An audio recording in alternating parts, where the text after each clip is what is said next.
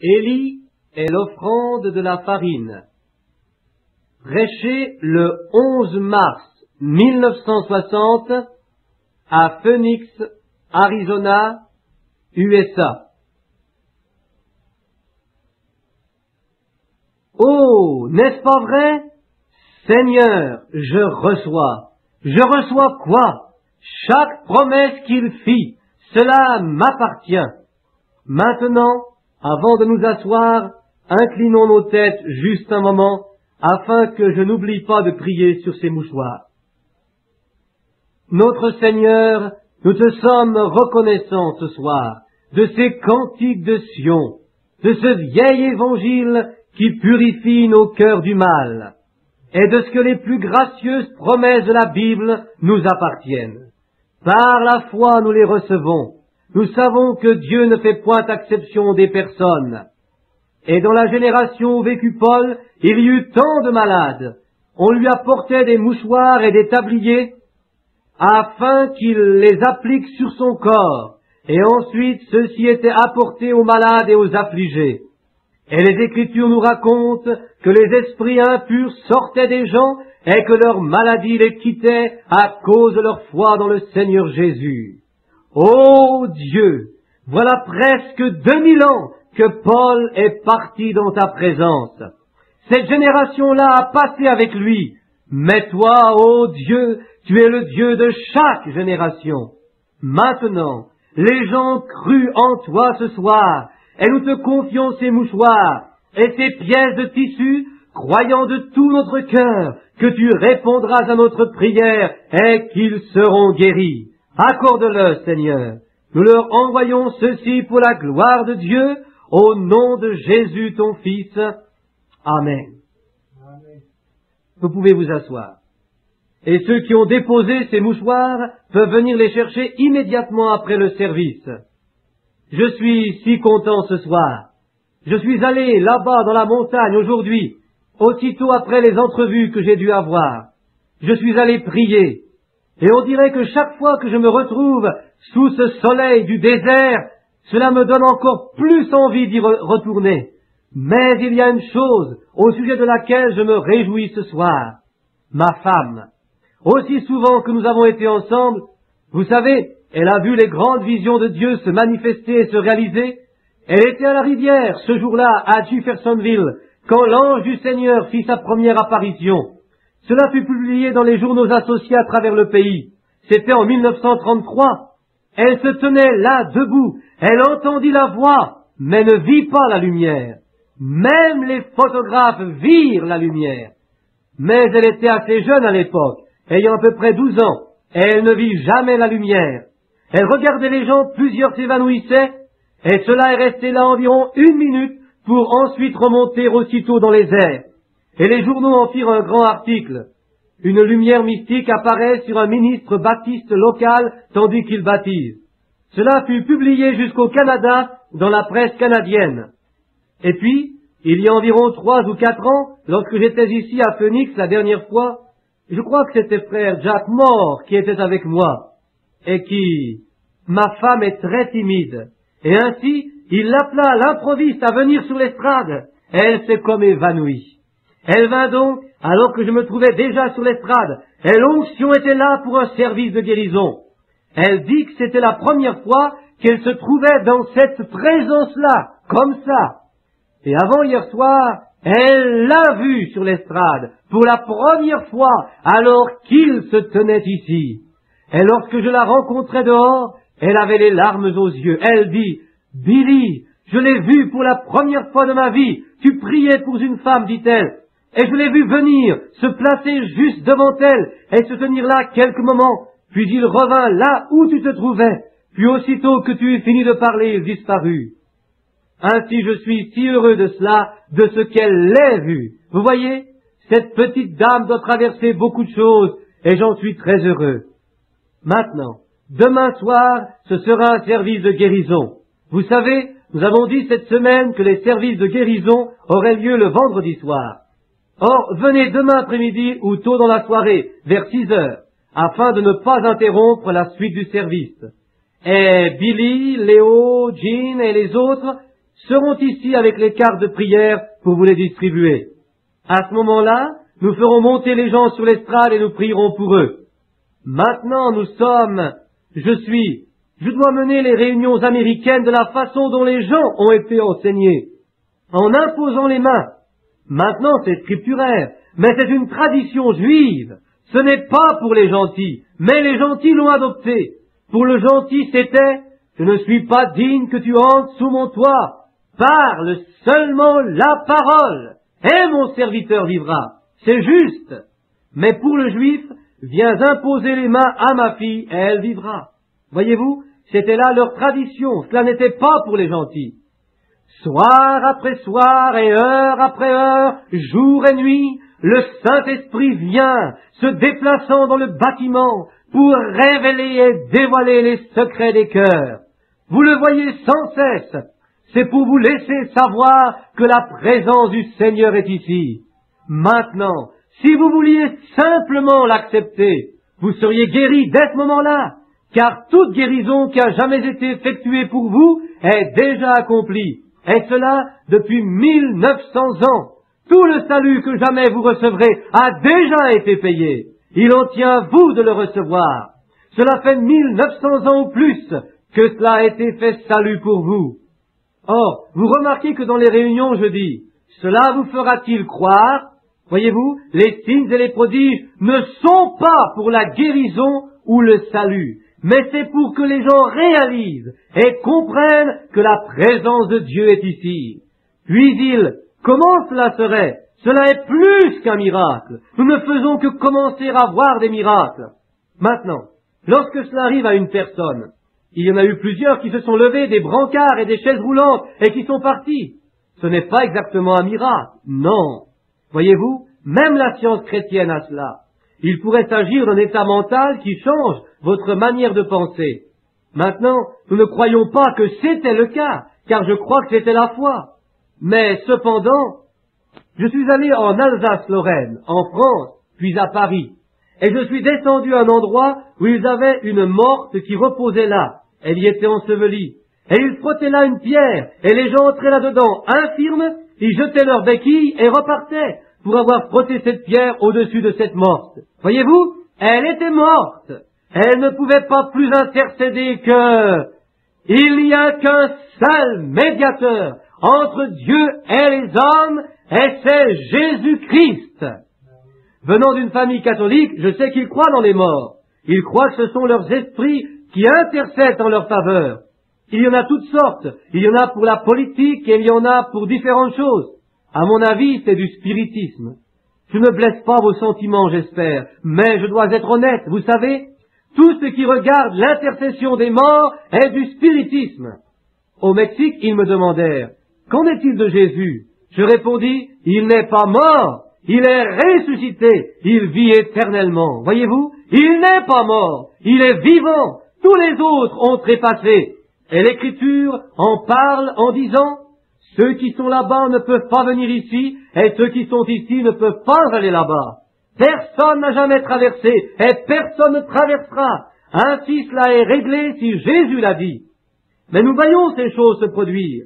Ainsi ce soir, et tous les soirs, le Saint-Esprit essaye de vous amener la présence de sa personne ici, et non pas celle d'un homme. Un homme peut seulement s'humilier. Par un don, il peut se soumettre pour entrer dans un certain domaine de l'esprit qui pourra vous faire voir Dieu. Mais cela ne marchera jamais avant que vous-même ne le croyiez et ne l'acceptiez. Ensuite, cela marchera. Vous voyez? Et si vous vous asseyez là et qu'aucun de vous ne croirait, vous ne croiriez pas un mot de cette parole, cela ne marcherait jamais.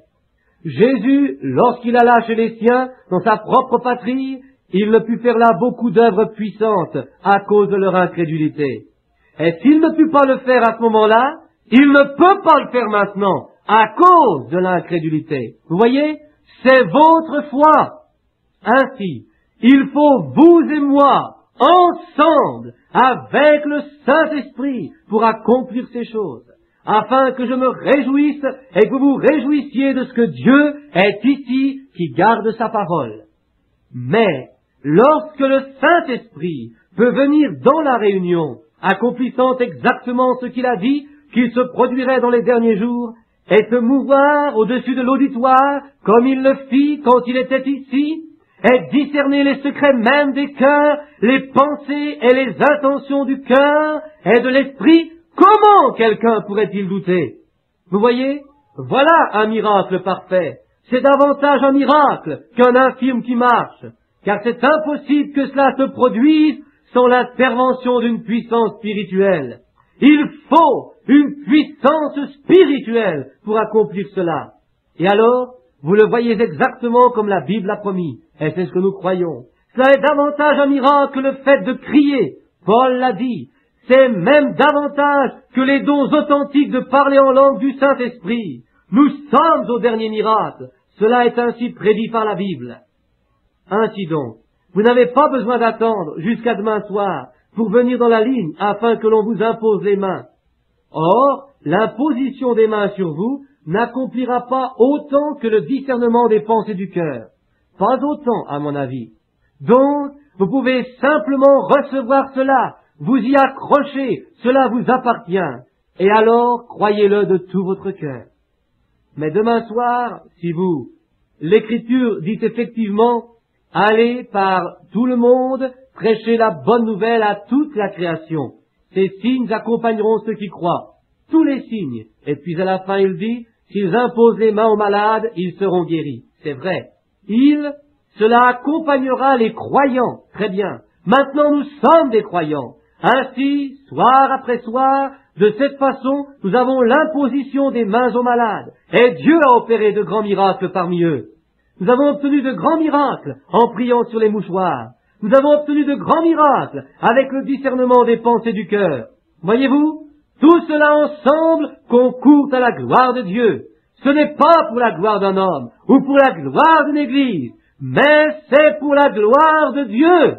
La gloire de Dieu. Maintenant, avant d'ouvrir la parole pour ce soir, nous pouvons en tourner les pages comme ceci, mais Dieu doit l'ouvrir, car l'Écriture n'est pas un objet d'interprétation particulière, mais le Saint-Esprit qui l'a écrite en est l'interprète. Ainsi, inclinons-nous maintenant nos têtes tandis que nous prions. Combien aimerait qu'on se rappelle d'eux dans la prière? Voudriez-vous simplement le faire voir en levant les mains? Peu importe qui vous êtes. Ô Dieu, regarde, nous avons tous des besoins, n'est-ce pas? Moi aussi, ami, j'ai mes mains levées. Père céleste, humblement, paisiblement et respectueusement, nous venons dans ta grande et glorieuse présence, sachant qu'avant que quoi que ce soit se produise, tu es ici, parce que tu as promis de l'être. Tu as dit, avant de partir, là où 2 ou 3 sont réunis en mon nom, je serai au milieu d'eux.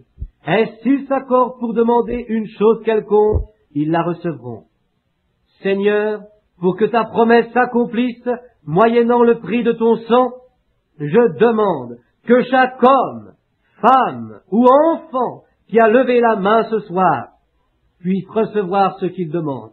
Accorde-le, Seigneur. Nous sommes un peuple nécessiteux.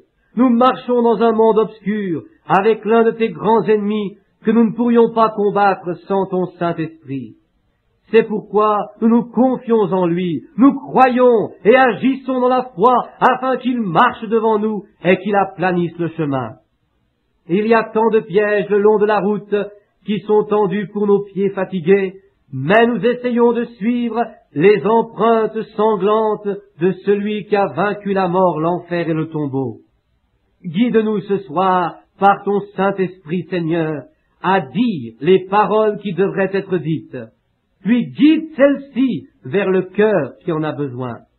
Et Seigneur, à la fin de la réunion, puissions-nous, alors que chacun rentrera chez soi, dire encore comme ceux qui venaient d'Emmaüs, nos cœurs ne brûlaient-ils pas au-dedans de nous, comme ils nous parlaient le long du chemin?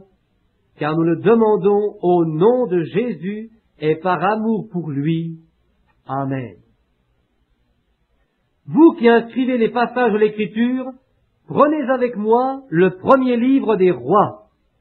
Je désire lire une partie du 17e verset.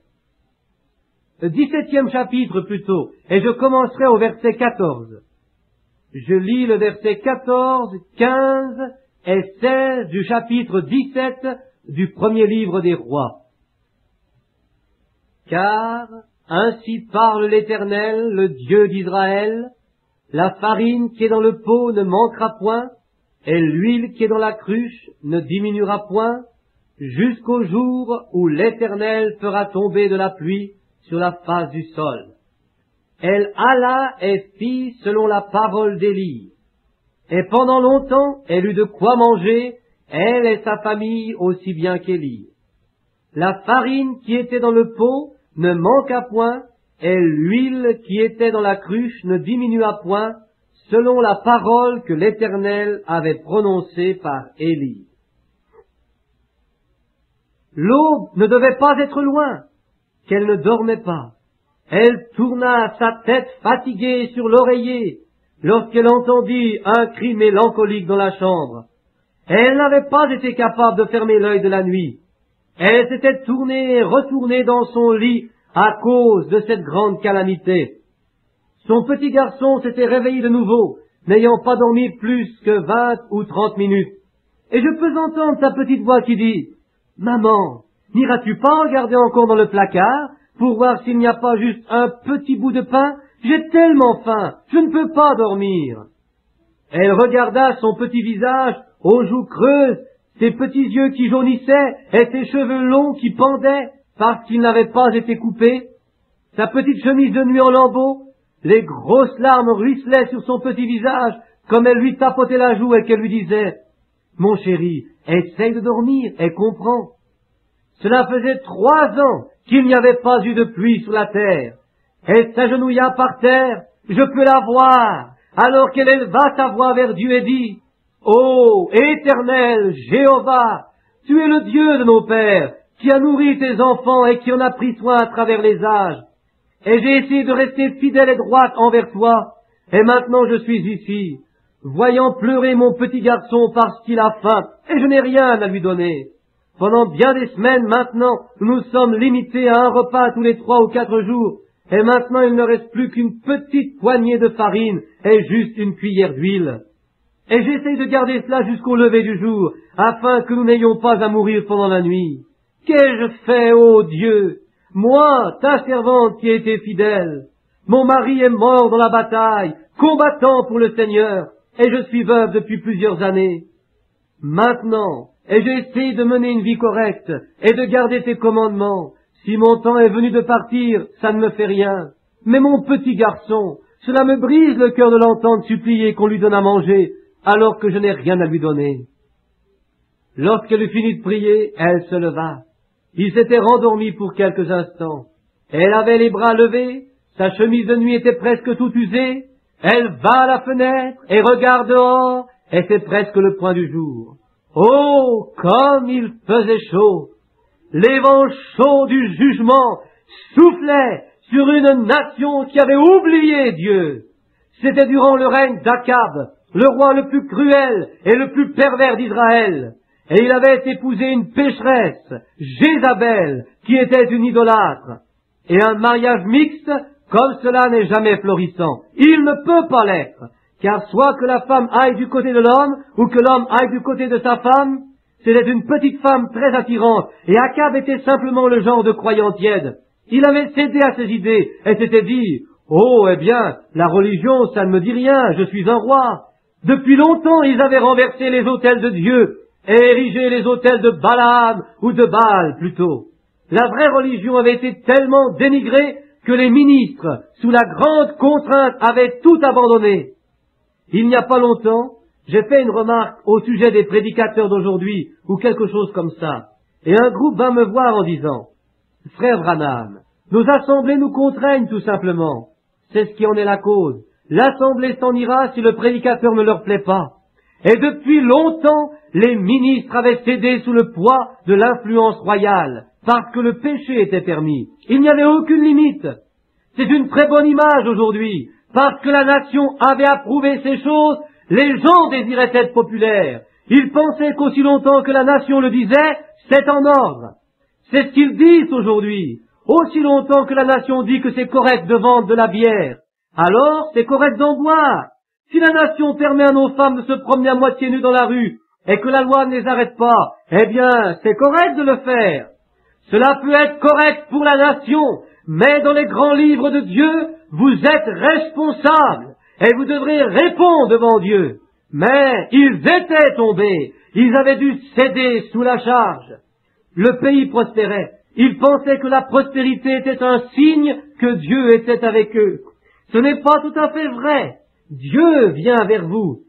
Il y a un vieux proverbe, un proverbe impie qui dit « Aide-toi et le ciel t'aidera ».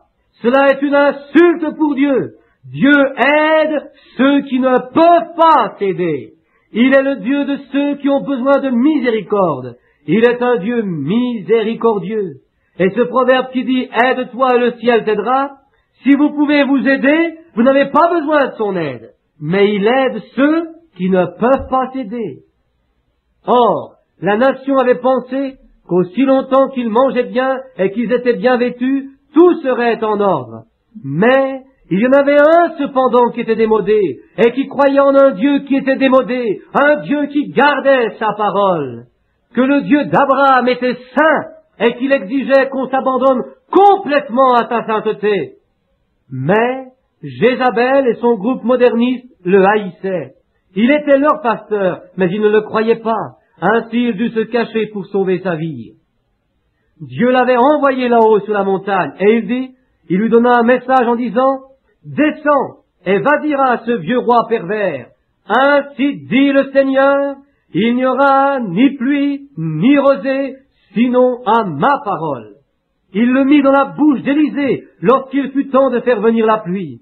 Mais il avait les clés du ciel. Il pouvait le fermer ou l'ouvrir. Et il dit, je veux que tu t'en ailles et que tu sors du désert, verseur, que tu t'en ailles au désert plutôt, que tu sors de ce chaos, sors du milieu d'eux. Tu leur as prêché et ils ne veulent pas t'écouter et ils deviennent pires. Alors va-t'en dans le désert et assieds-toi là-bas près du torrent de Kérit. Et j'ai déjà commandé aux corbeaux de prendre soin de toi. Oh, si les gens ne veulent pas, Dieu a des corneilles qui peuvent le faire. Jean a dit, Dieu est capable de ces pierres-ci de susciter des enfants à Abraham. Jésus a dit, s'ils se taisent, les pierres crieront. Dieu peut faire ce qu'il veut. Il a dit, j'ai commandé aux courbeaux et ils vont te nourrir. Et il lui a apporté de la viande et du pain. Quelqu'un me dit une fois, où allèrent-ils chercher cela, frère Branham? Je répondis, je ne sais pas. La seule chose que je sais, c'est qu'ils l'apportèrent. Ils se le procurèrent du même endroit où Jésus se le procura lorsqu'il prit 5 poissons ou 5 biscuits et 2 poissons et nourrit 5000 personnes. Cela venait de la même main créatrice du Dieu Tout-Puissant. Les corneilles lui apportaient du poisson et du pain, se posaient, remettaient cela à Élie, celui-ci mangeait, se penchait pour boire à la source, Dieu faisait reposer son prophète. Oh, je suis si content de ce que Dieu est une échappatoire. Il pensait qu'il était fou, ce vieux prophète, ce vieux trouble-fête, car il essayait toujours d'enlever la joie de leur petite fête, leur disant que c'était péché. Obéissant à l'ordre de Dieu, il alla dans les montagnes, il s'assit au sommet, à l'endroit le plus sec de la région, mais Dieu continua de faire couler le torrent, tandis que là-bas se mordaient la langue, tellement ils avaient soif. Vous savez, Dieu a une façon de répondre aux prières. Cette petite femme, elle était restée fidèle, elle ne s'était pas remariée, elle restait seule pour rencontrer son mari dans la gloire. C'était une femme honorable, et pendant des semaines, le pot avait diminué et diminué, elle continuait à prier. Cependant, il semblait qu'il n'y avait aucun espoir nulle part. Vous savez, nous pourrions en tirer une leçon. Si vous avez prié et fait tout ce que Dieu vous a demandé de faire, et que cependant il demeure silencieux, qu'il ne dit rien, et que vous avez fait tout ce qu'il vous a demandé, que se passe-t-il alors? Si vous savez que vous avez satisfait ses exigences, et que vous avez fait tout ce que vous avez pu, alors la foi ne chancelle pas. Elle reste bien tranquille et a des pensées positives. La foi s'agrippe solidement au rocher des âges. Elle ne bronche pas. ce costaud qu'on appelle foi. J'ai souvent dit que la foi a la poitrine velue. Lorsqu'elle parle, tout se tait. Lorsque la foi dit « tais-toi », alors tout s'arrête, parce que c'est elle qui commande. Or, elle avait satisfait chaque exigence. Elle avait mené une vie pure, honnête, honorable, et avait satisfait toutes les exigences de Dieu. Mais il semblait qu'il était silencieux. Dieu agit ainsi parfois pour vous éprouver, pour voir quelle sorte de réaction vous aurez. Ne l'oubliez pas. Vous venez sur l'estrade, on prie pour vous, on vous impose les mains, et il semble qu'il ne se passe rien. Cela n'arrête pas la foi le moindre. Vous avez ainsi satisfait les exigences de Dieu, si vous les avez satisfaites, bien entendu. Et si vous retenez quelque chose devant Dieu, vous savez que votre cœur vous condamne. Et nous savons que si notre cœur ne nous condamne pas, nous recevons. Mais si notre cœur nous condamne, il est inutile de venir sur l'estrade. Il est inutile de demander à Dieu quoi que ce soit, parce que vous n'avez pas la foi pour le recevoir. Mais, lorsque vous avez satisfait chacune des exigences de Dieu, la foi s'avance jusque-là alors, et dit, Dieu est Dieu, j'ai satisfait les exigences. L'Écriture dit, ceux qui se confient en l'Éternel renouvellent leur force. Ils prennent le vol comme l'aigle. Ils courent et ils ne se lassent point. Ils marchent et ils ne se fatiguent point. Comme dit le chant, enseigne-moi, Seigneur, à attendre. Lave mon âme dans le sang du calvaire, que je satisfasse toute exigence, que j'oublie tout ce qui est en arrière, et dise, maintenant, Seigneur, je n'apporte rien dans mes bras, mais je m'accroche simplement à ta croix. Tu l'as promis, Seigneur. Voilà la sorte de condition qu'il faut, et c'est la raison pour laquelle les gens pensent que je suis un isolationniste. Mais que j'aille dans la petite pièce à côté, ou là-bas du côté du désert, c'est la position dans laquelle vous devez vous placer avant de monter ici à cette chair. Parce que Satan infiltre toujours des petits démons pour essayer d'embrouiller les choses. Vous devez être bien disposé, vous accrochant à la croix, ne vous fiant pas à votre savoir-faire ou à vos propres pensées, mais vous appuyant uniquement sur le bras éternel. Ne vous appropriant aucune intelligence, aucune pensée, vous vous ouvrez simplement et laissez parler le Saint-Esprit. C'est la condition dans laquelle Dieu veut que son Église soit. Placez-vous dans cette attitude. Dieu vous éprouve. Chaque fils qui vient à Dieu doit premièrement être éprouvé, châtié, pour voir s'il peut supporter le châtiment. Si nous venons en disant, je crois que Jésus-Christ est le Fils de Dieu, qu'il est mort pour mes péchés et qu'il est ressuscité le 3e jour, il était blessé pour mes péchés, brisé pour mes iniquités, le châtiment qui me donne la paix est tombé sur lui, et c'est par ses meurtrissures que je suis guéri. Lorsque vous confessez cela, tous vos péchés, vos iniquités, toutes vos capacités, tout ce que vous avez repose sur l'autel. À ce moment-là, comme vous n'avez rien dans les bras, Satan vous lancera tous les dards qu'il peut vous lancer. Mais alors, si vous vous détournez de là en disant, eh bien peut-être que je n'ai pas été sauvé, peut-être que je n'ai pas été guéri, vous vous détournez de cela. La Bible dit que vous êtes des enfants illégitimes et non pas les enfants de Dieu. Comme Dieu éprouva Abraham, ainsi il éprouve chaque fils d'Abraham, car nous sommes la semence d'Abraham et héritiers selon la promesse. La semence d'Abraham, c'est l'esprit qu'avait Abraham. La promesse lui avait été faite. Et si notre Père se confie en Dieu et s'empara d'une promesse, d'une chose impossible, et que pendant 25 ans avant son accomplissement, il s'accrocha à celle-ci, se fortifiant sans cesse sa semence et tout comme lui, peu importe ce qui se produit, lorsque l'on prie pour vous, cela est réglé. Lorsque nous retirons toutes choses du chemin, que nous satisfaisons toutes les exigences, que nous retirons toutes choses du chemin, alors demandez à Dieu et tenez-vous-en là, sachant que vous allez recevoir la chose. Dieu testa Job comme cela, et lorsque Job implora miséricorde, il offrit un sacrifice pour ses enfants. La seule chose que ce prophète avait était un sacrifice d'expiation. Mais c'était tout ce que Dieu demandait. Dieu n'exige pas une instruction et un tas de stupidité. Il exige un cœur, abandonné à sa volonté. Il ne vous demande pas de vous habiller d'une certaine façon et d'aller à certains endroits ou à certains collèges ou d'avoir des diplômes.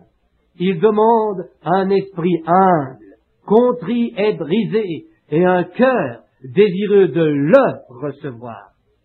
Il éprouva Job pour voir quelle sorte de réaction il trouverait en lui. Mais lorsqu'il prit ses brebis et ses bœufs, et ses chameaux, et ses enfants, il se dit, je verrai ce que Job dira maintenant. Et Job dit, le Seigneur a donné, et le Seigneur a repris, béni soit le nom du Seigneur. Dieu constata que ce qu'il avait dit à Satan, il le trouvait en Job. Il n'y a point d'homme comme lui sur la terre.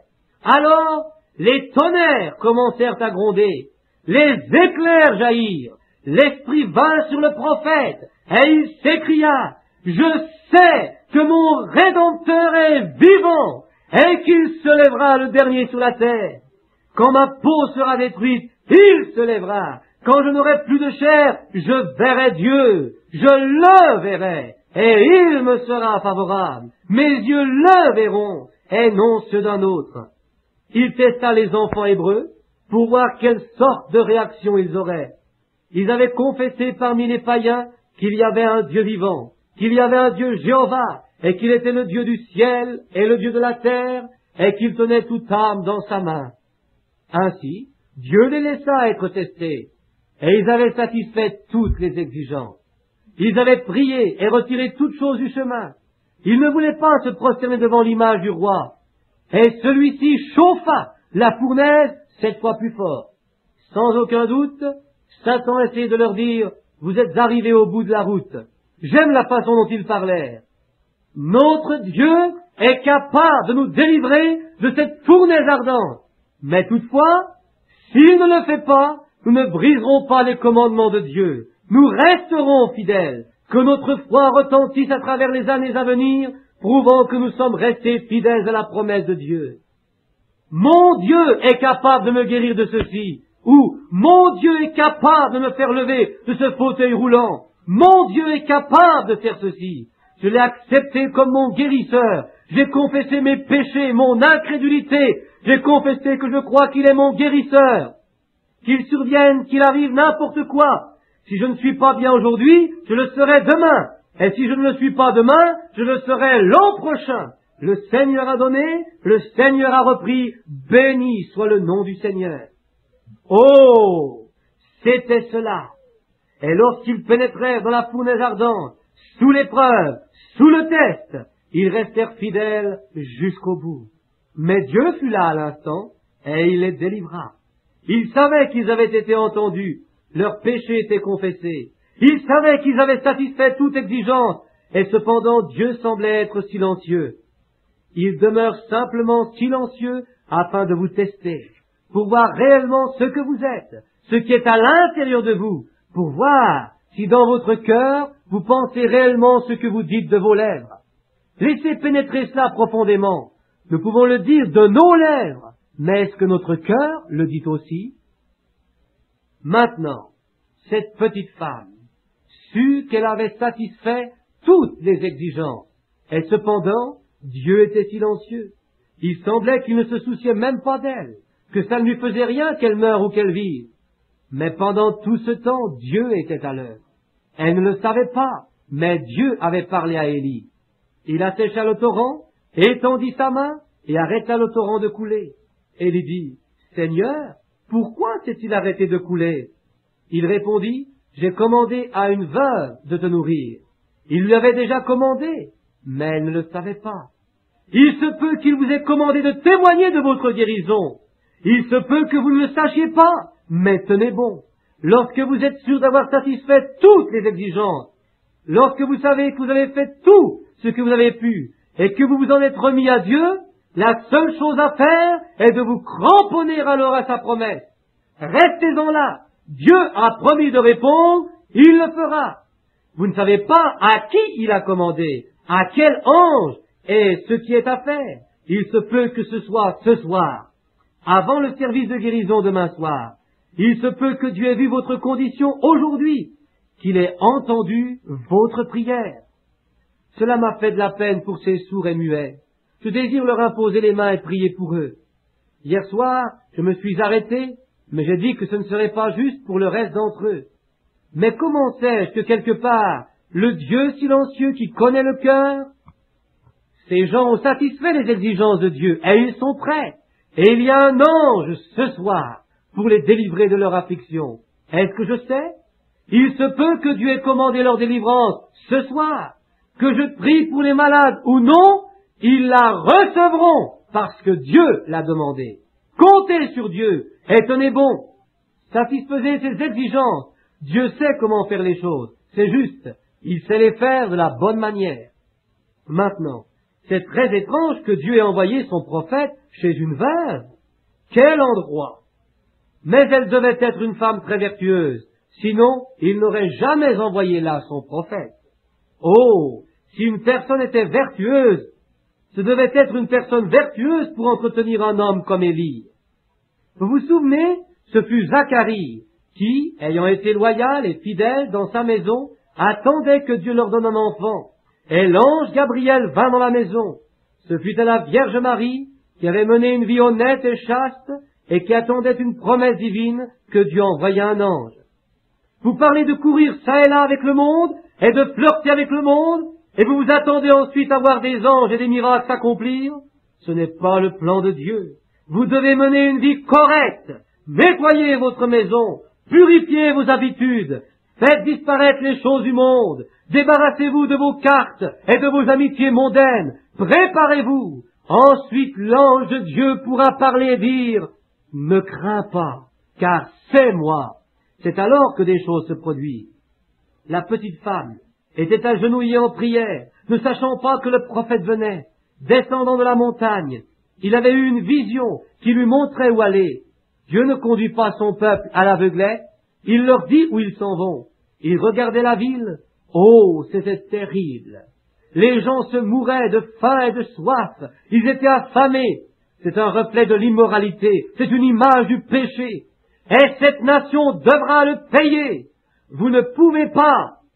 Même la loi de la nature ne tolérerait pas cela, alors que nous gaspillons de l'argent pour vivre dans la débauche et que la moitié du monde se meurt de faim. Et ce sont tous des êtres humains pour lesquels Christ est mort. C'est la raison pour laquelle j'ai sur mon cœur les chants de mission. Vous avez de merveilleux prédicateurs ici à Phoenix, et partout dans les États-Unis, et des endroits, des églises à chaque coin de rue. Vous avez de grands hommes de Dieu comme Oral Roberts, et d'autres aussi qui prêchent. Et il y a là-bas des gens qui meurent par milliers chaque jour, qui n'ont jamais entendu parler du nom de Jésus. Ces pauvres petits négrillons sales et affamés, et là-bas, en Inde, ces petits enfants qui sont couchés dans la rue, mourants, et qui ne savent même pas ce que Dieu signifie. Puis, nous nous disputons à propos des petites différences qui existent entre nos croyances religieuses. Oh! Je ne pense pas que ce soit tout à fait juste, mes amis, si vous tenez à voir cela. Maintenant, observez cette pauvre petite femme. Lorsqu'elle eut regardé par la fenêtre et qu'elle vit que c'était presque l'aube, elle savait un peu ce qui l'attendait. Elle pensait que c'était la mort pour elle et pour son petit garçon. Ainsi donc, tandis qu'elle est endormie, observons-la quelques instants. Elle se lève après avoir prié, elle lui enlève les petits cheveux de devant les yeux. Elle dit, « Mon petit chéri, tu ressembles tellement à ton cher saint papa. » Comme il se confiait en Dieu, et il donna sa vie pour Israël, là-bas sur le champ de bataille. Et tu lui ressembles tellement. Oh, mon petit chou, je ne sais pas pourquoi les innocents souffrent avec les coupables, mais il en est ainsi. Chrétiens, cette nation souffrira à cause de l'injustice de la politique. Cela se répercutera sur toute la nation. Maintenant, je puis la voir entrer dans la pièce et dire, je vais préparer un petit gâteau maintenant. Il me reste juste assez pour faire un petit gâteau, et quand nous l'aurons mangé, nous mourrons. Ainsi, elle entre dans la pièce et retire la farine du pot. Je peux la voir, la saupoudrer de sa petite main osseuse, alors qu'elle secoue le petit baril dans lequel la farine se trouvait. Elle le frappe, retirant chaque poussière de farine, et finalement, elle en a juste assez pour un gâteau. Elle se dirige vers la cruche, la soulève, et en fait couler chaque goutte d'huile, ce qui fait à peu près une cuillerée. Maintenant, la farine. Toutes ces choses ont une signification. La farine représentait Christ. Christ fut l'offrande de farine. Lorsqu'il broyait l'offrande de gâteau comme offrande tournoyée pour Christ, ce qui était Christ dans l'offrande tournoyée dans l'Ancien Testament, il la broyait avec une espèce de meule, afin que chaque petit morceau de farine soit coupé également, parce que Jésus-Christ est le même, hier, aujourd'hui et éternellement. Vous vous rappelez, lorsque les écoles là-bas ne pouvaient pas faire la différence entre des coloquintes et des pois, et ils jetèrent quelques coloquintes sauvages dans le potage de pois à cuire, et ils s'écrièrent, la mort est dans le pot. Élie prit une poignée de farine, la jeta dans le pot et dit, mangez. Que fit la farine? La farine dans le pot changea cela de la mort à la vie, de source mortelle en source vivifiante. C'est la même chose ce soir. Alors qu'il y a la mort dans votre vase, Christ, jeté dans votre vase, vous fait passer de la mort à la vie. Christ fait toute la différence. Entrant dans le cœur humain, oh, il donne une paix qui surpasse l'intelligence, et il donne aussi la vie éternelle. Celui qui croit au Fils a la vie éternelle et ne périra jamais. Maintenant, elle prit la farine qui représentait Christ, et Christ est la parole. Au commencement était la parole était avec Dieu, et la parole était Dieu. Et la parole a été faite chair, et elle a habité parmi nous. Christ, l'offrande de farine. Puis, elle alla chercher l'huile. L'huile représente l'esprit. Ainsi, elle assemble la parole et l'esprit. Elle se mit à mélanger cela. Oh, quelque chose doit se produire lorsque cela arrive. Laissez la parole que je prêche ce soir tomber dans votre cœur. Puis, laissez le Saint-Esprit entrer là-dedans pour qu'il aille mélanger cela.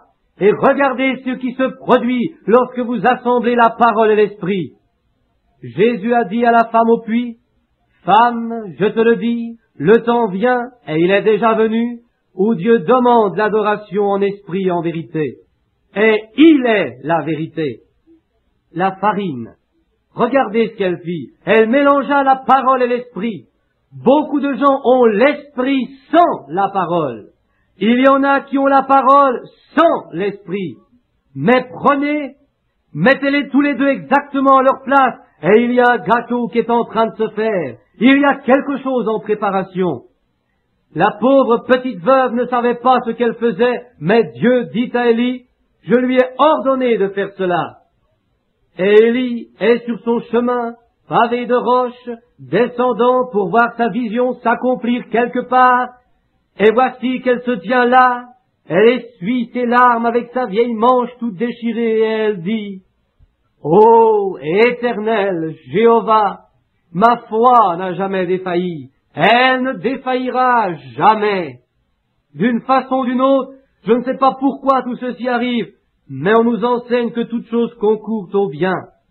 Elle mélangea ce petit peu de farine, et après avoir apprêté et aplati le petit gâteau, elle se dit, « Maintenant, il me faut aller chercher du bois. » Elle s'en va encore, ouvre la porte et dit, « Ô Seigneur, ce pauvre petit ventre affamé qui est couché là, et moi, qui n'ai pas mangé depuis 2 ou 3 semaines, je lui donnerai mon morceau de gâteau. » C'est cela une mère, l'amour d'une mère pour son bébé. Il n'y a rien comme cela, si ce n'est l'amour de Dieu. Une mère pourrait oublier son nourrisson, mais je ne pourrai jamais vous oublier. Vos noms sont gravés dans les paumes de ma main. Comment peut-il vous oublier? Je ne t'abandonnerai point et ne te délaisserai point. Je serai toujours avec toi et jusqu'à la fin du monde. Voilà qu'elle regarde son bébé. Peut-être qu'elle est vite revenue pour lui donner un baiser sur son petit front, Et si elle s'évanouissait et mourait dehors, elle sort. Il commence simplement le soleil commence à se lever sur les collines de Judée. Elle regarde le soleil qui commence à poindre. Tout en bas, dans la rue, elle entend blasphémer et tout le reste. Elle sort ensuite dans la cour et remarquez, elle ramasse 2 bâtons, pas une brassée, 2 bâtons. Qu'est-ce? La croix. Maintenant, n'importe qui sait, n'importe quel de mes amis indiens ici ou n'importe quel chasseur sait que la façon correcte de faire un feu qui dure, c'est de croiser 2 bâtons, 2 tronçons de bois, d'allumer cela par le milieu et de continuer simplement à pousser les bouts dans le feu. Cela durera toute la nuit. Souvent j'ai campé au désert avec 2 bâtons, pas plus gros que cela, et cela réchauffait toute la nuit. Juste assez pour garder la chaleur, le laissant brûler juste au milieu. Maintenant, que va-t-elle faire? Allumer ces 2 bâtons. Et la parole et l'esprit ont apporté le sacrifice même sur la croix, prêt pour le devoir, prêt pour la vie, mettant ensemble la parole et l'esprit. C'est sa foi dans la parole de Dieu par le Saint-Esprit qui la conduisit à sacrifier toutes choses pour la croix. Et lorsqu'elle prit le bâton sur son bras, les 2, et qu'elle revint sur ses pas, voici qu'une voix se fit entendre depuis la barrière. « Madame ?» Juste avant cela, un vieil homme, peut-être chauve, aux tempes grisonnantes, et dont la chevelure pendait, un petit bâton à la main, enveloppé d'une vieille peau de mouton ou quelque chose de la sorte, descendait la rue en disant « Seigneur, c'est une certaine petite clôture blanche, il y aura une jolie jeune femme dans la cour. » Elle devait être jeune, car le garçon était jeune. « Tu m'as dit que c'était la veuve qui devait me nourrir. Maintenant, où se trouve-t-elle? Je vais continuer de marcher. » L'Esprit le conduisit de ce côté-ci, puis le fit tourner. Oh, c'est si merveilleux! Les fils de Dieu sont conduits par l'Esprit de Dieu. Peu importe combien cela semble ridicule, ils sont conduits. Il descend une rue et en monte une autre, et ainsi de suite. Et après quelque temps, l'Esprit lui dit, « Regarde à ta droite. » Il regarda, se retourna comme cela, juste comme il le fait ici sur l'estrade, soir après soir. Oh, Dieu est toujours le même. Regarde à ta droite, à ta gauche, il y a quelqu'un qui prie, qui a besoin de cela. Il regarda à sa droite. Eh bien, dis donc, il y a une petite clôture blanche, c'est parfaitement exact. Tu ne bougerais plus d'ici, parce que voilà le vieil arbre qui est là, et tout est parfaitement selon ce que j'ai vu dans la vision. La porte s'ouvrit, une petite femme mince parut. Maintenant, souvenez-vous, elle va simplement ramasser 2 bâtons. Elle n'aurait pas pu en ramasser 3, car il en faut 2 pour faire la croix. Elle ramassa 2 bâtons, et mit cela sur son bras, et revint en pensant, « J'aurais fait le petit gâteau lorsque fiston se réveillera. Puis je lui donnerai, je n'en mangerai pas moi-même. Je prendrai mon petit garçon dans mes bras, et puis là nous nous assiérons et mourrons. » Et elle se disposa à rentrer. Elle entendit une voix étrange de l'autre côté de la barrière qui dit, « Femme, irais-tu me chercher un peu d'eau dans un vase ?» Elle se tourna et pensa, « Voilà qu'un aimable vieillard se tient à la barrière. » Elle le regarda de plus près et peut-être qu'elle essuya les larmes de ses yeux. C'était assez de bonheur encore. Vous savez, Dieu fait des choses si étranges. Elle était prête à se sacrifier. L'eau était une chose rare, car il n'avait pas plu pendant 3 ans et demi. « Irais-tu me chercher ?» Peut-être que Dieu lui dit de dire cela pour voir ce qu'elle ferait, pour éprouver sa réaction. « Irais-tu me chercher juste un peu d'eau dans un vase ?» Elle le regarda. Il a l'air différent des autres, je ne sais pas pourquoi, mais ce vieillard me fait pitié. N'importe quel croyant en Dieu partagera avec un autre jusqu'à ce qu'il n'ait plus rien. C'est ce qu'il y a de remarquable chez les pentecôtistes. Ils vont jusqu'à donner leur propre chemise à cause de l'Évangile. C'est juste, c'est la vérité, c'est remarquable, c'est là une des choses les plus extraordinaires chez eux. Ce sont les plus grands donateurs du monde, car ils savent que ces biens terrestres ne signifient pas grand-chose. Ils amassent leurs trésors dans les cieux, parce qu'ils iront là-haut un de ces jours. Et ainsi, cette femme dit, « Je partagerai simplement mon eau, nous allons mourir, ainsi je sacrifierai mon eau et la donnerai à cet aimable vieillard qui est là, car il a l'air assoiffé et fatigué. » Elle dit, « Je la porterai. » Puis elle repartit. Et de nouveau elle entendit une voix qui dit, « Et de ton autre main, Irais-tu me chercher un petit morceau de pain? Oh! Quoi? Maintenant? Le dernier espoir de survie qu'elle avait pour son enfant, le dernier espoir qu'ils avaient, et il n'y aurait plus de pain, plus d'huile, plus rien, mais elle... Espace blanc sur la bande originale anglaise, note de l'éditeur. Il me reste seulement un petit peu de farine dans un pot. J'avais juste assez d'huile pour humecter cela, j'ai préparé cela, je l'ai mélangé. J'ai la parole et l'esprit mélangés là-dedans. J'ai la croix ici sur laquelle déposer cela pour en faire un gâteau qui donne la vie. Et c'est lorsque l'esprit et la parole s'unissent sur la croix que cela vous donne un pain de vie. C'est juste. Et j'ai mélangé cela, et je vais rentrer maintenant pour cuire cela et la donner à mon petit garçon qui se meurt là à l'intérieur. Toute la nuit, il a demandé à manger en pleurant. Je dois le lui donner. Je vais sacrifier ma part et la lui donner. Ensuite, je le prendrai dans mes bras et nous attendrons tous les deux la mort. Il dit, seulement prépare-moi d'abord un petit gâteau. N'est-ce pas étrange qu'un homme demande à une femme qui se meurt la dernière poignée de farine qui lui reste dans la maison alors qu'elle a un enfant mourant? Dieu fait des choses si étranges. Il dit, prépare-moi un d'abord.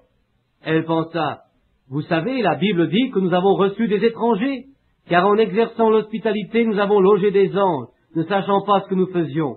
Eh bien, je le ferai, dit-elle. Et comme elle se retourna, il dit, car, oh, c'était cela, la plus grande parole de consolation qu'un croyant ait jamais écoutée. Car, ainsi dit le Seigneur, c'est la parole qu'elle attendait. Ainsi dit le Seigneur, le pot ne se videra pas et la cruche ne tarira pas jusqu'au jour où Dieu enverra la pluie sur la terre. Quelle leçon pouvons-nous en tirer? Cherchez d'abord le royaume de Dieu et sa justice, et les autres choses seront données par-dessus. Comment puis-je savoir, frère Branham? Est-ce que je sais? La seule chose que je sais, mettez Dieu à la première place et avancez. Sacrifiez, mélangez l'huile, mélangez la parole et l'esprit, et mettez-vous vous-même sur la croix. Dites, me voici Seigneur. Donnez à Dieu la première place en toutes choses. Car, ainsi dit le Seigneur, la cruche d'huile ne s'épuisera point, et le pot ne se videra point jusqu'au jour où le Seigneur enverra la pluie sur la terre. Elle sut, à ce moment-là, que c'était le prophète de Dieu qui lui parlait. Oh, comme son cœur dut sursauter. Elle rentra vite faire ce petit gâteau, et le lui apporta avec l'eau, la main tremblante. Par ce vieillard aux joues creuses, elle savait que Dieu était venu lui prêter secours, au moyen d'un petit morceau de pain. Oh, saisissez-vous simplement de cette seule petite promesse de Dieu, et mettez tout en ordre et hors du chemin, et voyez ce qui se produira, et éloignez l'incrédulité du cœur. Prenez seulement cette petite conviction que vous avez, et déposez-la sur la croix. Dites, c'est tout ce que je possède, Seigneur, prends-le. Voyez ce qui s'ensuit. Ainsi dit le Seigneur. Oh, il est absolument le même aujourd'hui, comme il l'a toujours été. C'est ce qu'elle attendait. Peut-être qu'il semble faire très noir en ce moment, mais vous savez, on nous dit parfois, et j'ai prêché là-dessus l'autre soir, qu'il fait toujours très noir avant le lever du jour. C'est à l'heure la plus obscure de la nuit que brille l'étoile du matin. Elle reflète la venue du soleil. En Allemagne, ils ont une image. Ils l'appellent la nuée. Cela fait concurrence avec cette grande image de la crucifixion à Forest Lawn, à Los Angeles. Cette grande fresque est aussi large que ce bâtiment. Ils ont dû construire un édifice autour de celle-ci. Plusieurs parmi vous l'ont vue. Mais celle qu'ils ont en Allemagne s'appelait l'ange, ou le jour nuageux, je crois. Et lorsque vous détachez un morceau de cela, et que vous le regardez, oh, cela a l'air affreux. Cela ressemble à des nuages de ciel d'orage, se mélangeant les uns aux autres comme cela. Comme la lumière reflète là-dessus. Et on dirait que les nuages se déplacent. Comme l'image est faite pour refléter les lumières, cela donne l'apparence du nuage, d'une tempête violente qui s'élève pour tout bouleverser. Et ensuite, le guide vous dit, approchez-vous et continuez simplement à regarder cela. Et lorsque vous vous approchez réellement de la chose, ce ne sont pas des nuages, ce sont des anges qui battent des ailes ensemble, se réjouissant. C'est une bénédiction cachée. Peut-être que votre maladie ce soir, peut-être que le sacrifice que vous avez fait en venant ici était seulement une bénédiction cachée?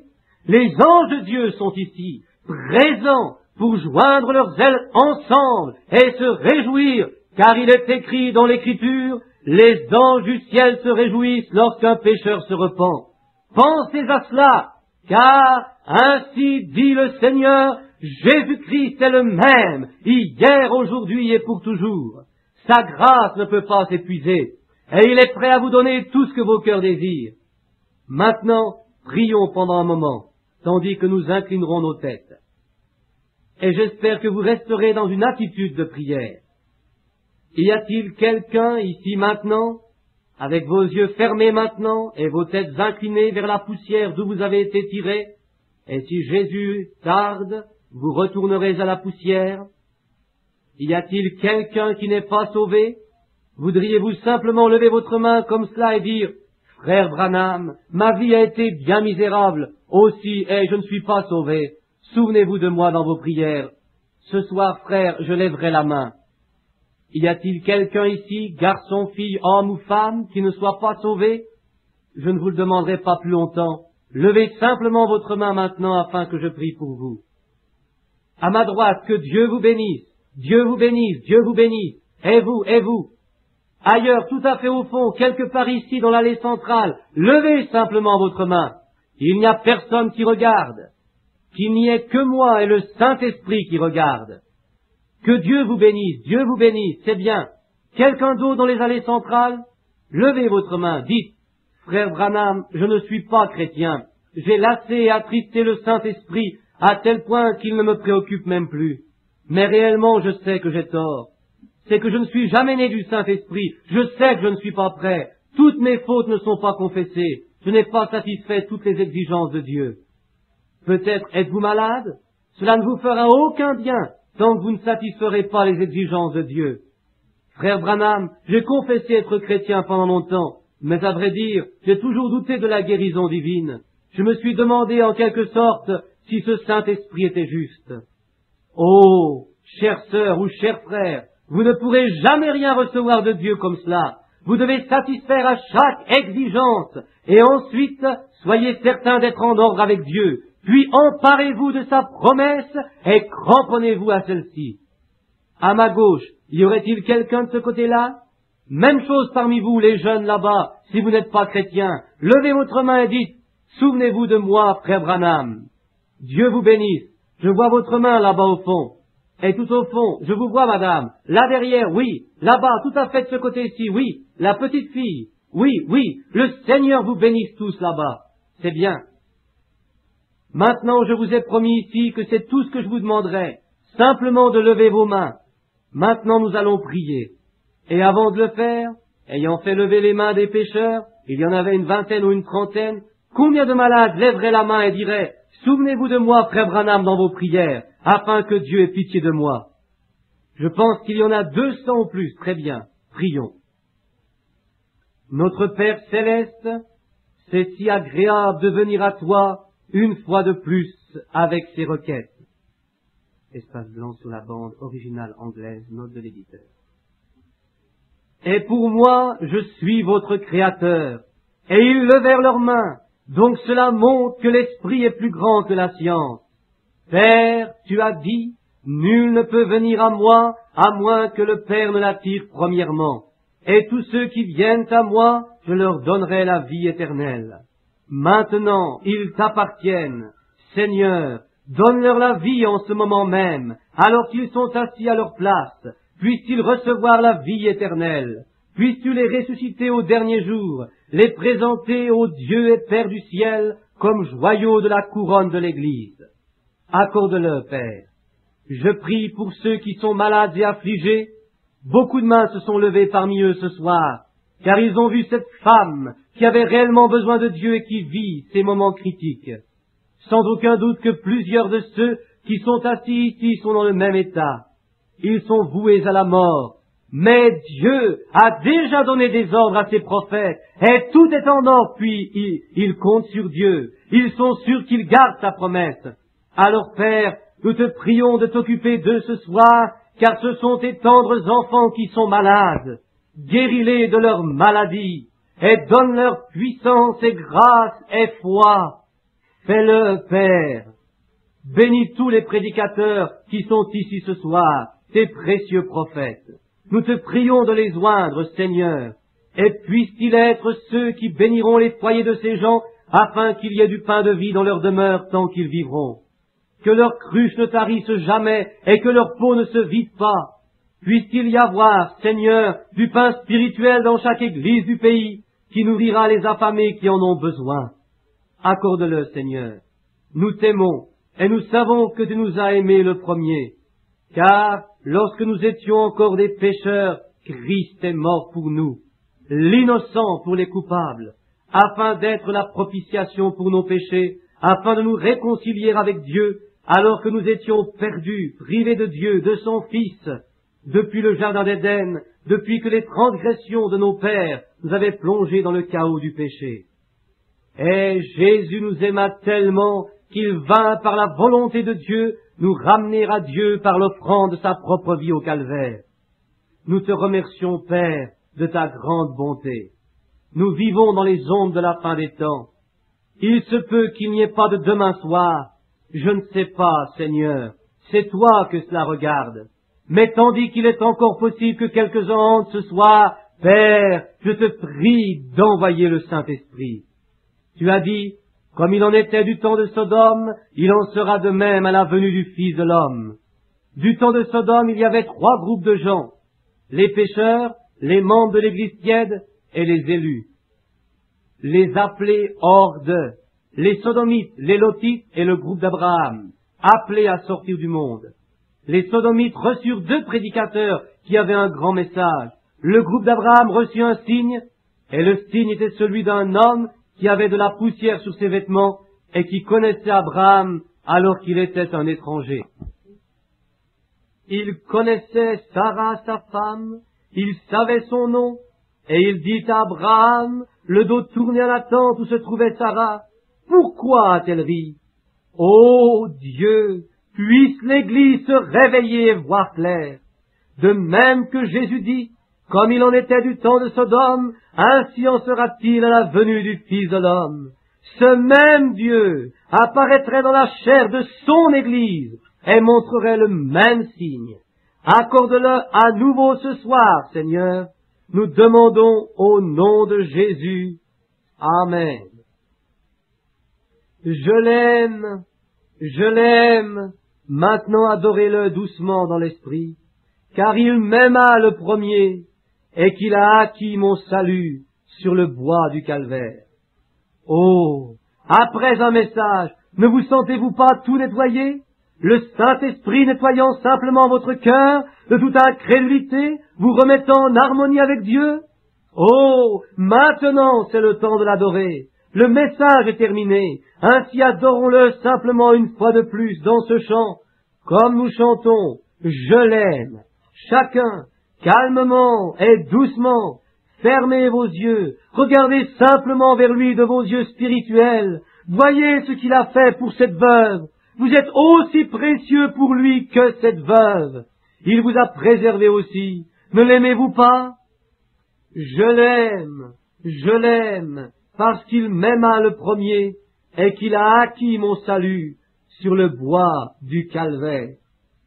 Le grand médecin est ici, le compatissant Jésus, il réconforte le cœur abattu, nul autre nom que celui de Jésus. La note la plus douce du chant d'un séraphin, le nom le plus doux sur la langue d'un mortel, Jésus, précieux Jésus. Tandis qu'il le joue doucement à l'orgue, Père Branham se met à chantonner, murmurer le cantique Le Grand Médecin, note de l'éditeur. Lorsque j'entends ce chant, cela me rappelle quelque chose. Une fois, à Fort Wayne, Indiana, il y avait une fillette Duncard qui était assise au piano. Elle n'était pas pentecôtiste, mais elle avait une longue et jolie chevelure coiffée en chignon. Je m'apprêtais à prier pour les malades, et le premier de la file était un petit garçon. Il était infirme, atteint de la polio, et je pris le bambin des bras de la sœur et je dis, en vérité, le grand médecin est ici, il connaît les secrets de tous les cœurs. Et je dis à un auditoire de plusieurs milliers de personnes, le croyez-vous? Oui, ils le croyaient tous. Mais ils étaient un peu réticents le premier soir de la réunion. Et pour eux, le message était difficile à comprendre. Et je dis, croyez-vous que le Seigneur Jésus peut me dire qui est ce petit garçon et quel est son nom? Croiriez-vous? Serait-ce le même ange qui rencontra Abraham, qui savait ce que Sarah? Serait-ce le même Jésus qui connaissait Nathanaël lorsqu'il vint, qui connaissait Pierre et l'appela par son nom, qui parla à la femme au puits et ainsi de suite? Serait-ce le même Jésus? Ils levèrent tous la main, car ils le pensaient. Et le Saint-Esprit se mit à révéler ceci. Et lorsqu'il le fit, le petit garçon bondit hors de mes bras et descendit rapidement de l'estrade en sautant. Sa mère qui était assise juste en face de lui perdit connaissance. Et le petit garçon courait de long en large. La petite Amish, ou Duncard plutôt, qui jouait du piano, devint toute blême. Elle tressauta en plein milieu de la réunion, et sa chevelure lui retomba dans le dos.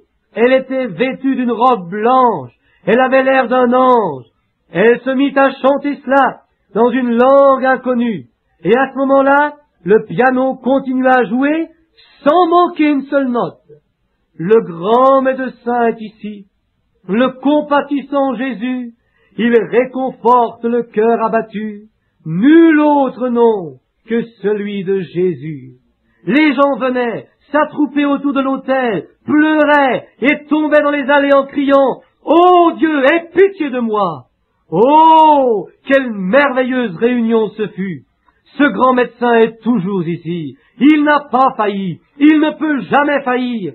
Maintenant, combien ici croient cela solennellement de tout votre cœur? Et vous qui êtes ici ce soir et qui vous attendez d'être guéris par la puissance de Dieu, s'il y a quelqu'un ici dans le bâtiment que je connais, à part ces personnes juste ici, ces garçons qui sont assis ici, l'autre jour j'ai parlé à 3 d'entre eux qui viennent d'Arkansas. Frère Pat Tiller, qui est un gangster converti, frère Williams, qui est assis juste là, et autant que je puisse, et mon compagnon, frère Jane Gould, qui est assis juste ici. Je pense que ce sont les seules personnes que je connaisse parmi tous ceux que je vois ici. Mais c'est de cette manière que je les connais. Maintenant, je me suis tenu debout avec le Coran dans une main et la Bible dans l'autre, devant 100 000 personnes. Et j'ai dit, l'un doit être vrai et l'autre faux. La religion chrétienne est la seule parmi toutes les religions. Et le groupe qui prêche le plein évangile est le seul qui peut prouver que Jésus-Christ est toujours vivant. Le reste d'entre eux ont de la théologie, et ils vous diront à ce sujet, nous possédons autant de psychologie. Les musulmans disent, nous avons autant de psychologie. Nous pouvons crier en invoquant notre prophète, autant que vous le pouvez en invoquant votre Jésus. Mais notre prophète ne nous a jamais rien promis.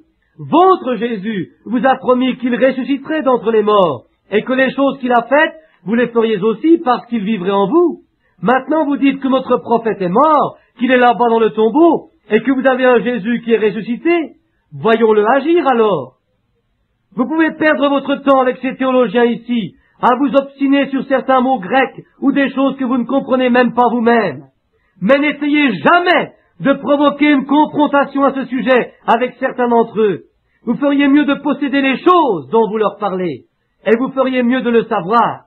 C'est la raison pour laquelle il est difficile d'avoir des missionnaires là-bas. Ils savent de quoi ils parlent, et vous feriez mieux de le savoir aussi, car ils vont vous lancer un défi à ce sujet. Mais je suis si reconnaissant ce soir de savoir, amis, que notre Jésus est la vérité, et que chaque promesse qu'il fit est la vérité. Si je pouvais guérir quelqu'un ici, je le ferais. Et si je ne le faisais pas, je serais un hypocrite. Mais je ne le peux pas. Mais Dieu a fait un don à l'Église, ce qu'il a promis d'ailleurs. Par exemple, du temps de Luther, nous avons vécu par la justification. Du temps de Wesley, nous avons vécu par la sanctification. L'Église était devenue une minorité. Du temps de la Pentecôte, nous avons vécu par le baptême du Saint-Esprit et la restauration des dons. Mais maintenant, nous sommes réellement en minorité. La venue du Fils de Dieu. Ici, il croyait par la foi. Là, il criait sous la sanctification. Et là, il parlait en langue, en tant que don reçu. Mais maintenant, c'est le négatif et le positif.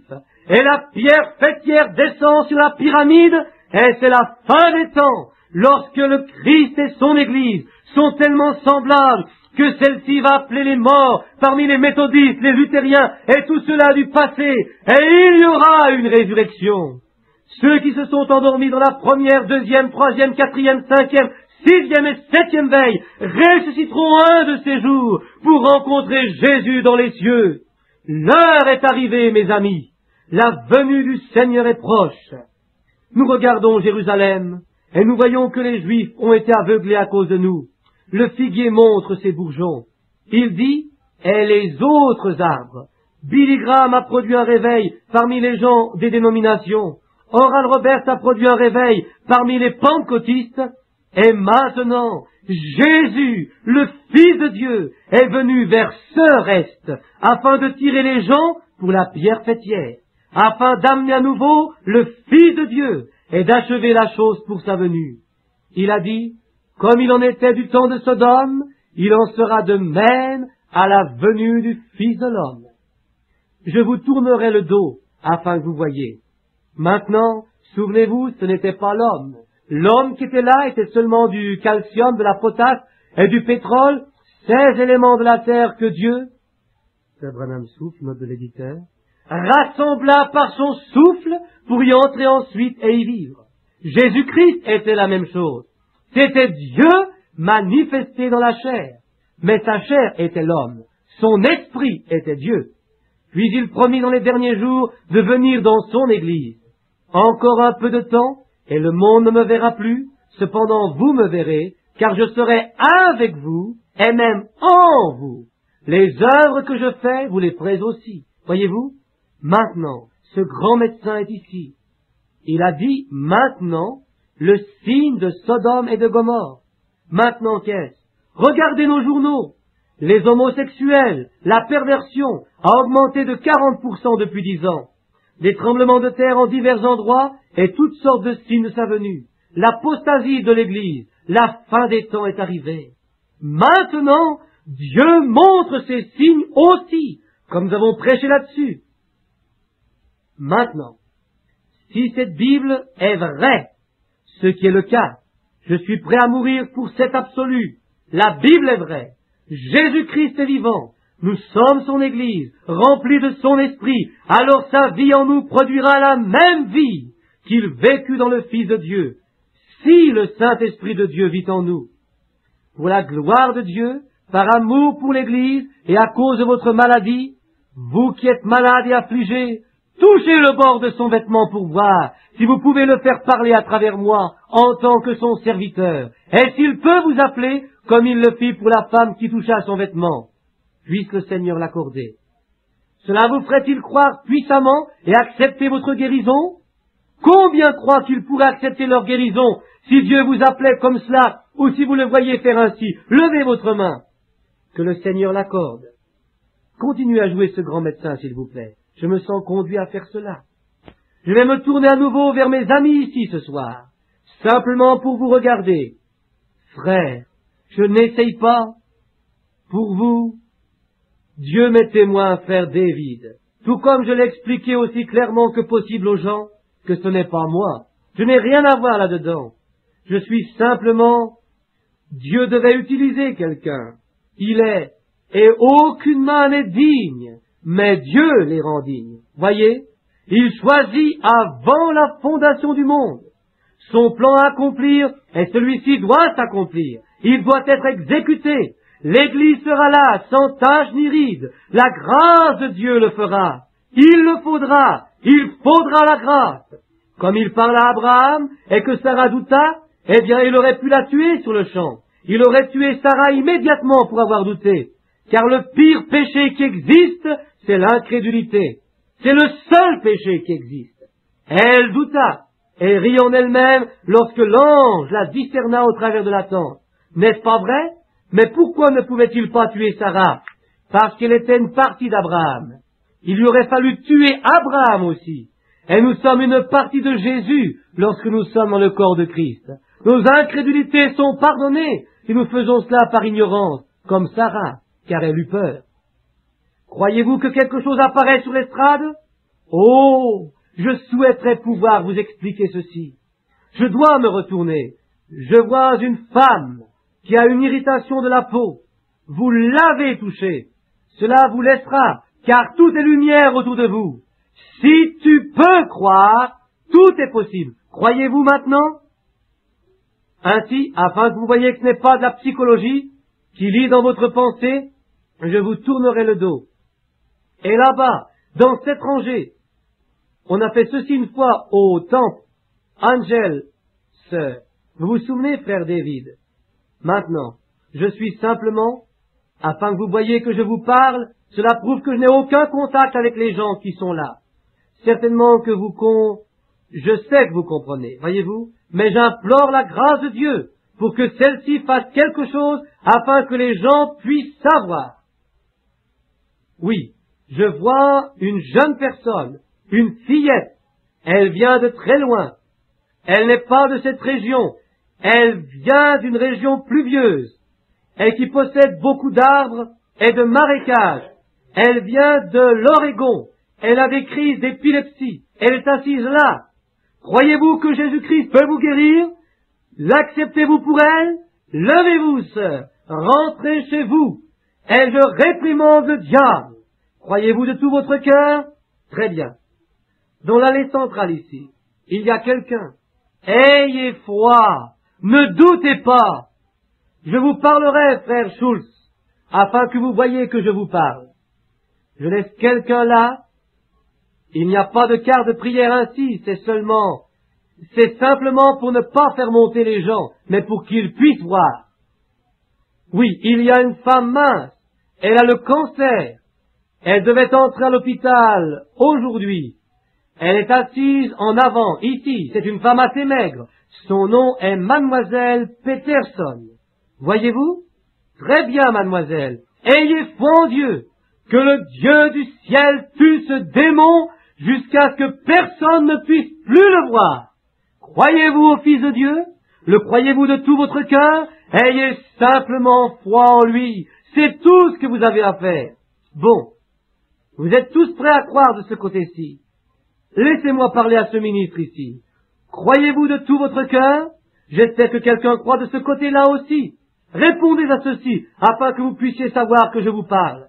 Mais vous voyez, la puissance de Dieu couvre toutes les choses de la pensée. Elle entre dans le domaine de l'esprit. Oui, derrière moi, il y a une femme. Elle ne sait pas ce qu'elle a. Elle est... Oh, cette pauvre femme. Elle a eu 1, 2, 3, 4, 5 opérations. Ils ne savent pas ce que c'est. Les médecins ne savent pas ce que c'est. On l'a envoyée ici en Arizona pour se reposer. Elle vient de la Louisiane. Son nom est Madame Pearson. Très bien. Madame Pearson, quelque part derrière moi, levez-vous, regardez-moi. Croyez-vous que je suis le prophète de Dieu? Je ne vous connais pas. Si c'est vrai, faites signe de la main. Nous sommes étrangers l'un à l'autre. Ce qui a été dit est vrai, n'est-ce pas? Les médecins ne savent pas ce que vous avez. Il s'agit de vos nerfs. Restez bien tranquille. Ayez foi, et vous rentrerez à la maison guérie. Ayez foi en Dieu. Croyez-vous que le Fils de Dieu est ressuscité? Maintenant, qu'en est-il d'une certaine personne dans cette rangée? Vous êtes tous prêts à croire ici, derrière. Pat, n'es-tu pas heureux d'être chrétien? N'est-ce pas merveilleux d'être sorti de la vie que tu menais pour devenir chrétien? Il y a ici une femme. Il y a une femme, un homme et un enfant. La femme est en train de contacter Dieu. Elle est derrière moi. Elle a une sorte de trouble d'estomac. Elle a une faiblesse en plus. Elle n'est pas d'ici non plus. Elle vient d'une région désertique. Elle vient du Kansas. Son mari est un prédicateur. C'est elle qui est assise juste là. Je ne vous connais pas. Si c'est le cas, madame, faites signe de la main comme ceci. Très bien, monsieur. Très bien. Rentrez à la maison. Croyez au Seigneur Jésus-Christ et soyez guéris. Croyez-vous au Seigneur? Partout dans le bâtiment maintenant. Croyez-vous au Seigneur? Certainement, il est ici. Jésus-Christ le même, hier, aujourd'hui et pour toujours. Le même Dieu qui pouvait montrer à Élie où se trouvait cette femme, Le même Dieu peut me montrer où vous êtes, alors que vous priez à votre place, parce que c'est l'Esprit de Jésus-Christ, le même hier, aujourd'hui et éternellement. Croyez-vous cela?